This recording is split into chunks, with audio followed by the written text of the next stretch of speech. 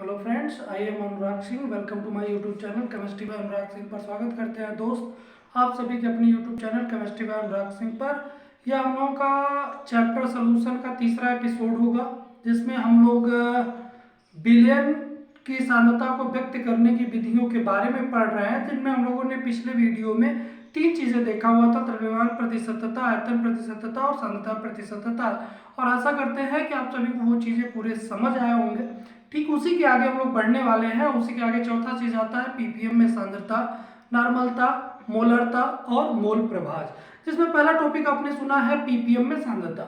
अगर पीपीएम में सांद्रता जानना है तो सबसे पहले हम लोग जान लेते हैं पीपीएम का मतलब क्या होता है। तो पीपीएम का मतलब होता है पार्ट्स पर मिलियन। पार्ट्स का मतलब होता है भाग, पर मतलब बटे में, मिलियन मतलब 10 लाख में।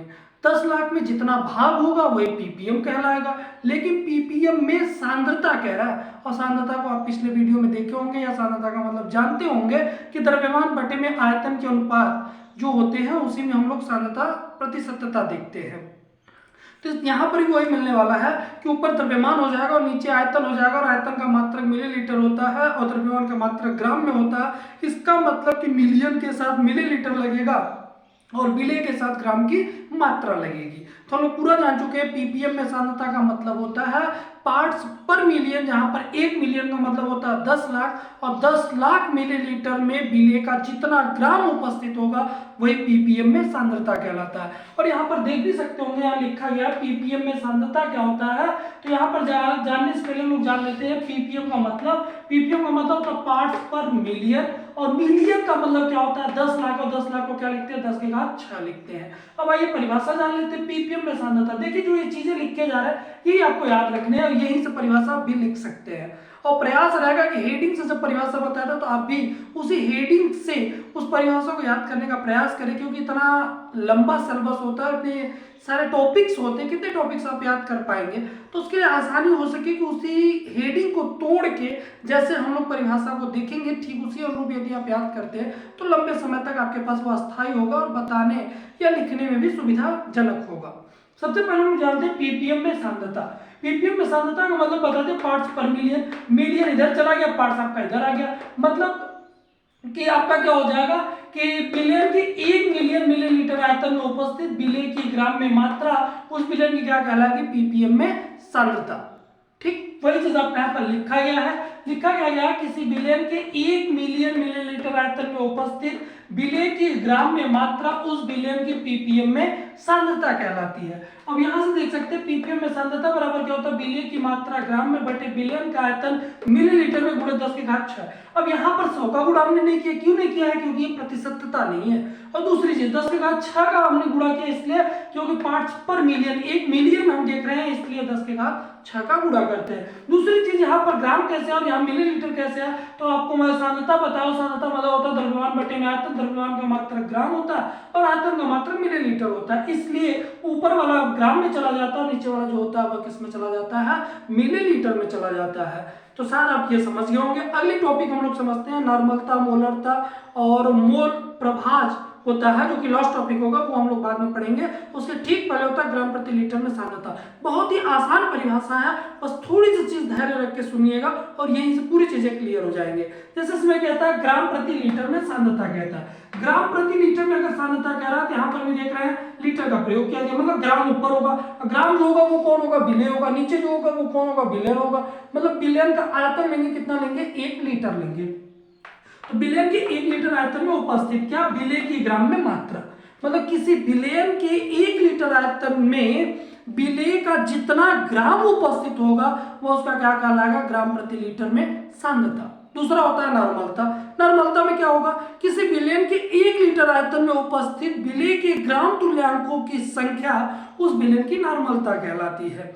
और इसी प्रकार से मोलरता होता है किसी बिलियन के 1 लीटर आयतन में उपस्थित विलय के मोलों की संख्या उस बिलियन की मोलरता कहलाती है। अब मोलरता क्या होगा किसी बिलियन के 1000 ग्राम या 1 किलोग्राम विलायक में उपस्थित विलय के मोलों की संख्या उस बिलियन की क्या कहलाती है मोलरता कहलाती है। आइए हम समझेंगे कैसे, याद कैसे करेंगे, तो परिभाषा होगी। आइए अब हम लोग समझ लेते हैं। समझना क्या है कि चाहे आपका ग्राम प्रति लीटर में सांद्रता हो, नॉर्मलता हो, मोलरता हो, इन तीनों के केस के लिए आप विलयन का आयतन 1 लीटर लेंगे।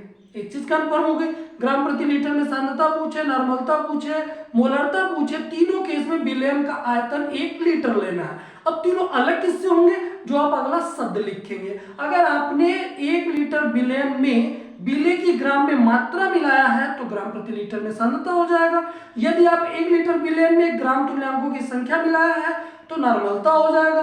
और यदि 1 लीटर विलयन में विलेय के मोलों की संख्या को मिलाया होगा तो वह क्या हो जाएगा, मोलरता हो जाएगा। आइए देख लीजिए, ग्राम प्रति लीटर में सांद्रता का मतलब कि विलयन की 1 लीटर आयतन में उपस्थित विलेय की ग्राम में मात्रा उस विलयन की ग्राम प्रति लीटर में सांद्रता कहलाती है। इसी प्रकार से नॉर्मलता होता है। नॉर्मलता भी क्या है, विलयन की 1 लीटर आयतन में उपस्थित विलेय के ग्राम तुल्यांकों की संख्या उस विलयन की नॉर्मलता कहलाती है। जहां पर ग्राम तुल्यांकों की संख्या का मतलब क्या होता है, ग्राम ऊपर हो गया तुल्यांक नीचे हो गया, इसका मतलब विलेय का भार बटे में विलेय का तुल्यांकी भार होता है। अब तुल्यांकी भार क्या होता है, विलेय का अणुभार बटे में विलेय के आयन की संयोजकता। जैसे आपने अम्ल लिया है तो कितना H+ आयन दे रहा है उससे भाग दे दीजिएगा। अगर आपने क्षार लिया कितना OH- आयन देता है उससे भाग दे दीजिएगा। या तो फिर अगर आपका लवण है या कोई आयनिक यौगिक है तो उसमें कितना धन आयन बन रहा है या कितना ऋण आयन बन रहा है उससे भाग दे दीजिएगा। किसमें, अणुभार में आपको क्या मिल जाएगा, तुल्यांकी भार। अणुभार कैसे निकालेंगे, जितने परमाणु उस अणु में उपस्थित होंगे सभी परमाणुओं के परमाणु भार का योग जो होगा वही क्या कहलाएगा, अणुभार कहलाएगा। अगली चीज क्या है, मोलरता। मोलरता के लिए भी कंडीशन है कि विलयन की 1 लीटर आयतन में उपस्थित विलेय के मोलों की संख्या उस विलयन की क्या कहलाती है, मोलरता कहलाती है। अब मोलों की संख्या का मतलब क्या होता है, विलेय का भार बटे में क्या हो जाएगा, विलेय का परमाणु भार या अणुभार। अब याद कैसे करेंगे, तो देख सकते हैं कि यहाँ तक जो चीजें हैं ये आपका ये और ये जो है वो तीनों में कॉमन होगी। अलग किससे हो रहा है, इससे अलग हो रहा है आपका कि विलेय की ग्राम में मात्रा, किसी विलयन के 1 लीटर आयतन में उपस्थित विलेय की ग्राम में मात्रा उस विलयन की क्या कहलाती है, ग्राम प्रति लीटर में सांद्रता कहलाती है। इसी प्रकार से नॉर्मलता, तो यहाँ पर फिर आप देख सकते हैं कि यहाँ पर भी आपका है विलयन के 1 लीटर आयतन में उपस्थित क्या चीज, तो आपका हो जाएगा विलेय के ग्राम तुल्यांकों की संख्या उस विलयन की क्या कहलाएगी, नॉर्मलता कहलाएगी। फिर आप यहाँ पर देख सकते हैं कि विलयन के 1 लीटर आयतन में उपस्थित क्या चीज, विलेय के मोलों की संख्या, यहां से अलग हो रहा है, विलेय के मोलों की संख्या उसकी क्या कहलाएगी, मोलरता कहलाएगी। और मोलरता क्या हो जाएगा, जब अभी तक आपका विलयन का 1 लीटर आयतन चलता था अब बदलेगा, विलयन की जगह पर विलायक आएगा और 1 लीटर की जगह पर 1 किलोग्राम आएगा। तो विलयन के 1 किलोग्राम विलायक में उपस्थित क्या विलेय के मोलों की संख्या उस विलयन की क्या कहलाएगी, मोलरता कहलाएगी। कैसे याद रखेंगे, देख सकते हैं मोलरता है, मोलरता है। यदि आप विलयन का 1 लीटर आयतन और विलेय के मोलों की संख्या लेते हैं तो ये मोलरता होता है। यदि आप यही चीज यहाँ पे लिखेंगे तो आपका ये मोलरता कैसे होगा, तो मोलरता होना चाहिए। इसके लिए आप क्या करेंगे, विलेय के मोलों की संख्या को चेंज नहीं करेंगे बल्कि 1 लीटर की जगह बस चेंज कर दीजिएगा 1 किलोग्राम और विलयन की जगह पर क्या कर दीजिएगा, विलायक कर दीजिएगा, आपका क्या हो जाएगा, मोलरता हो जाएगा। ग्राम प्रति लीटर में सांद्रता किससे जानते हैं हम लोग, शक्ति के नाम से जानते हैं, स्ट्रेंथ ऑफ सॉल्यूशन के नाम से जानते हैं, इसलिए इसे किससे डिनोट करते हैं, एस से डिनोट करते हैं। नॉर्मलता को इंग्लिश में नॉर्मेलिटी कहते हैं, इसलिए इसे किससे डिनोट करते हैं, एन से डिनोट करते हैं। और मोलारता को इंग्लिश में मोलेरिटी कहते हैं, इसलिए इसे एम से डिनोट करते हैं। और मोलारता को इंग्लिश में मोलेलिटी कहते हैं, इसलिए इसे स्मॉल एम से डिनोट करते हैं। क्या चीजें बताया गया कि आपका ग्राम प्रति लीटर में सांद्रता हो, नॉर्मलता हो, मोलरता हो, ऐसी परिस्थिति में विलयन का आयतन 1 लीटर लेंगे और यदि विलेय की ग्राम में मात्रा होगी तो ग्राम प्रति लीटर में सांद्रता कहलाएगी। और यदि विलेय की ग्राम तुल्यांकों की संख्या होगा तो क्या कहलाएगा, नॉर्मलता कहलाएगा। और यदि विलेय के मोलों की संख्या होगा तो क्या कहलाएगा, मोलरता कहलाएगा। और मोलरता और मोलरता के बीच डिफरेंस क्या है, डिफरेंस ये है कि विलयन के 1 लीटर आयतन की जगह पर विलयन में उपस्थित 1 किलोग्राम विलायक लेना है और बाकी आपका क्या होगा, विलेय के मोलों की संख्या है उसकी क्या कहलाएगी, मोलरता कहलाएगी। किससे प्रदर्शित करते हैं, तो ग्राम प्रति लीटर में सांद्रता को एस से प्रदर्शित करते हैं, नॉर्मलता को एन से प्रदर्शित करते हैं, मोलरता को कैपिटल एम से प्रदर्शित करते हैं और मोलरता को स्मॉल एम से प्रदर्शित करते हैं। ग्राम तुल्यांकों की संख्या कैसे निकालेंगे, तो विलेय का भार बटे में विलेय का तुल्यांकी भार कर देंगे, इससे जो मान मिलेगा वह किसका बताएगा, ग्राम तुल्यांकों की संख्या। लेकिन तुल्यांकी भार कैसे निकालेंगे, तो विलेय के अणुभार में यदि उसके आयनों की संयोजकता से भाग दे देते हैं तो आपको क्या मिल जाएगा, तुल्यांकी भार मिल जाएगा, जिसकी सहायता से आप नॉर्मलता ज्ञात कर लेंगे। अगर मान लीजिए मोलरता निकालना होगा तो उसमें मोलों की संख्या का प्रयोग किया जाता है। मोलों की संख्या का प्रयोग करेगा। तो मोलों की संख्या कैसे ज्ञात करेंगे, तो ज्ञात करने के लिए क्या करना होगा, विलेय का भार बटे में विलेय का परमाणु भार या अणुभार, मतलब उसके भार में उसके परमाणु भार या अणुभार से भाग दे देते हैं तो हमें मोलों की संख्या मिल जाएगा। मोलों की संख्या में आयतन के मान से भाग दे देंगे तो हमें क्या मिल जाएगा, मोलरता मिल जाएगा। दूसरी चीज क्या और भी याद करने का तरीका है कि मोलरता या मोललता कहते हैं, इनमें क्या उपस्थित होगा, म से याद रखिएगा मोलों की संख्या, मोलरता हो या मोललता हो दोनों में मोलों की संख्या उपस्थित होगा। फिर अलग किससे होगा, मोलरता होगा तो विलेय का 1 लीटर आयतन होगा, और यदि मोललता होगा तो विलेय के 1 किलोग्राम विलायक में उपस्थित होगा। तो यहाँ से ये चीजें आप देख लीजिए, फिर इसी के जस्ट बाद आपको इनकी परिभाषाएं और सूत्र आपको दे दिए जा रहे हैं।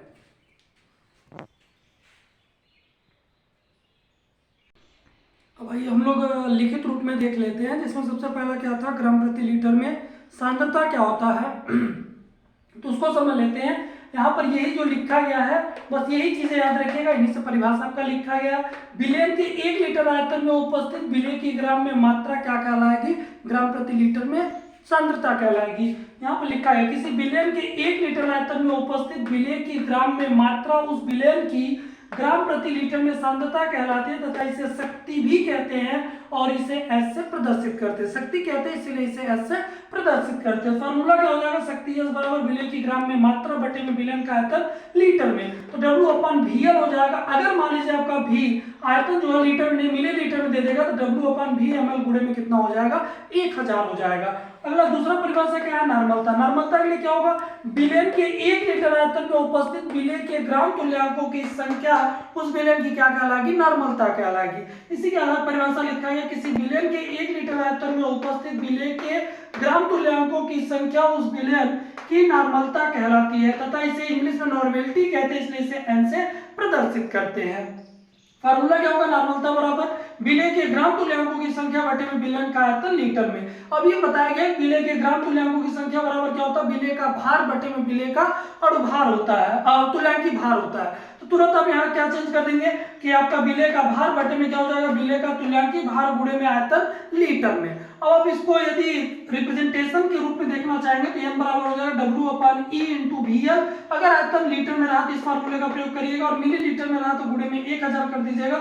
और यहाँ पर आपने भी देखा S बराबर क्या होता है, W अपन VML गुणे में 1000, मतलब W अपन VML गुणे में 1000 की जगह पर S लिख सकते हैं। क्या मिल जाएगा, S अपन E, जो कि नॉर्मलता और शक्ति के बीच क्या हो जाएगा, संबंध हो जाएगा। अगली चीज क्या है, मोलरता क्या होता है, किसी विलेय के 1 लीटर आयतन में उपस्थित विलेय के मोलों की संख्या उस विलेय की मोलरता कहलाती है। इसे किससे प्रदर्शित करते हैं, कैपिटल M से प्रदर्शित करते हैं। मोलरता बराबर क्या होता है, विलेय के मोलों की संख्या बटे में विलेय का आयतन लीटर में। आपने वही देखा था, विलेय के मोलों की संख्या बराबर क्या होता है, विलेय का भार बटे में विलेय का अणुभार होता है। क्या लिख सकते हैं, विलेय का भार बटे में विलेय का अणुभार गुणे आयतन लीटर में। भार को किससे डिनोट करते हैं, W से, अणुभार को किससे डिनोट करते हैं, स्मॉल m से, और आयतन को किससे डिनोट करते हैं, VL से। तो कैपिटल M बराबर W अपन M इंटू VL हो जाएगा। यहाँ पर हम याद रखिएगा ये आपका मोलरता नहीं है, अणुभार है। जब मोलरता आएगा तो उसमें हम लोग चेंज कर लेंगे थोड़ा सा। यदि मान लीजिए आयतन आपका लीटर में मिलीलीटर में रहा, 1000 से गुणा कर दीजिएगा। और यहाँ पर आप देख सकते हैं S अपन VML गुणे में 1000 जो है उसी को हम लोग S लिख रहे हैं, तो W अपन VML गुणे में 1000 को क्या लिख सकते हैं, S लिख सकते हैं, इसलिए क्या हो जाएगा, S अपन M हो जाएगा। तो तीनों परिभाषाएं आप देख सकते हैं, चाहिए हो ग्राम प्रति लीटर में सांद्रता हो, नॉर्मलता हो, मोलरता हो, तीनों में एक लाइन आपका देख रहे हैं ये कॉमन है। याद क्या करना, मैंने अभी बताया, विलेय की ग्राम में मात्रा क्या कहलाएगा, ग्राम प्रति लीटर में सांद्रता, विलेय के ग्राम तुल्यांकों की संख्या क्या कहलाएगा, नॉर्मलता, और विलेय के मोलों की संख्या क्या कहलाएगा, मोलरता कहलाएगा। इतना देख लीजिए, इसी के जस्ट बाद आपको क्या देते हैं, मोलरता।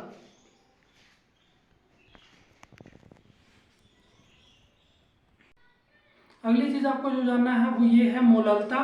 तो मोलरता को आइए हम लोग जान लेते हैं। मोलरता क्या होता है कि विलायक के 1 किलोग्राम में उपस्थित विलेय के मोलों की संख्या। अभी तक क्या चल रहा था, विलेय के 1 लीटर आयतन की बात हो रही थी, अब चेंज हो गया मोलरता में। मोलरता में भी मोलों की संख्या चलेगा, लेकिन मोलों की संख्या के साथ विलेय का 1 लीटर आयतन नहीं लेंगे, क्योंकि 1 लीटर आयतन लेने पर मोलरता हो जाएगा। इसलिए मोलरता चाहिए तो आपको विलेय के मोलों की संख्या क्या लेना होगा, विलायक की मात्रा किलोग्राम में।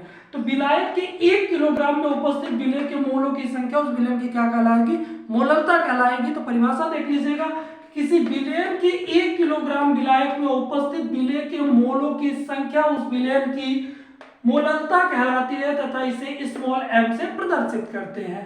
अब यहाँ पर देख सकते हैं मोललता स्मॉल m बराबर होता है विलेय के मोलों की संख्या बटे में विलायक की मात्रा किलोग्राम में। अब मोलों की संख्या बराबर क्या होता है विलेय का भार बटे में विलेय का अणुभार गुणे में विलायक की मात्रा किलोग्राम में होता है। भार को किससे प्रदर्शित करते हैं W से, अणुभार को किससे प्रदर्शित करते हैं स्मॉल m से, और विलायक की मात्रा को किससे प्रदर्शित करेंगे कैपिटल W से।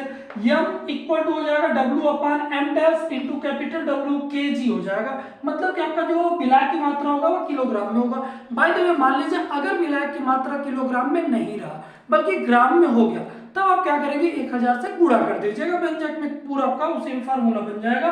फार्मूला क्या बन जाएगा W अपान m डैश इंटू W, अब ग्राम में हो गया है, जब ग्राम में हो गया गुणे में क्या कर देंगे 1000 कर देंगे। अब बाकी जो दोनों चीजें आप पढ़ने जा रहे हैं बहुत ही जरूरी है या मोस्ट इंपॉर्टेंट कहने से, जो कि आपको 2015 या 17 में पूछे गए हैं।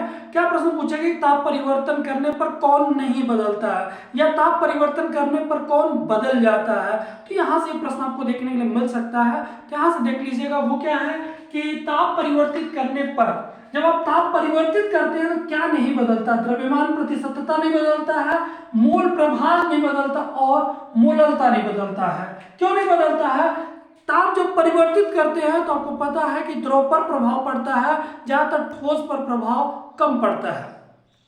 चूंकि द्रव्यमान है, अगर द्रव्यमान कोई ठोस है जैसे गेहूं है, चावल है या इस प्रकार के, या चीनी है, नमक है, तो नमक पर थोड़ा बहुत टेम्परेचर का प्रभाव तो पड़ सकता है, चीनी पर भी पड़ता है लेकिन उतना नहीं पड़ता जितना कि आपके द्रव पर ताप का प्रभाव पड़ता है। इसलिए यहाँ पर क्या करते हैं, जब हम ताप परिवर्तित करते हैं तो द्रव्यमान प्रतिशतता, मोल प्रभाज और साथ ही साथ मोललता में कोई परिवर्तन नहीं होता है। इसके अतिरिक्त जितने कारक बचते हैं सभी में ताप परिवर्तन के साथ परिवर्तन हो जाता है। तो उसमें प्रश्न यदि आएगा ताप परिवर्तन में कौन नहीं बदलता है, तो तीनों में से कोई एक होगा वह नहीं बदलेगा, बाकी तीन आपको दिए रहेंगे, आयतन प्रतिशतता होगा, नॉर्मलता होगा, मोलरता होगा, एक हो जाएगा मोललता या मोल प्रभाज या क्या हो जाएगा द्रव्यमान प्रतिशतता। तो जो ये होगा लास्ट वाला ये आपका आंसर हो जाएगा।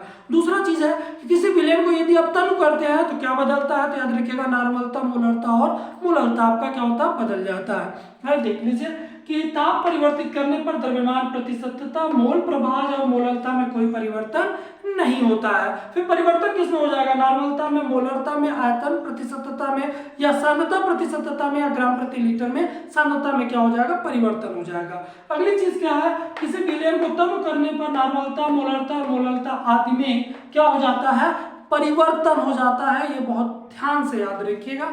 तो आज के लिए आपको इस वीडियो में इतना ही। यदि वीडियो सेशन पसंद आया तो लाइक, सब्सक्राइब, शेयर करना ना भूलें, और इस देखने के बाद वीडियो से कैसा आपको लगा कमेंट सेक्शन में अपना फीडबैक जरूर शेयर करें। तो आज के लिए इतना ही, बहुत बहुत धन्यवाद।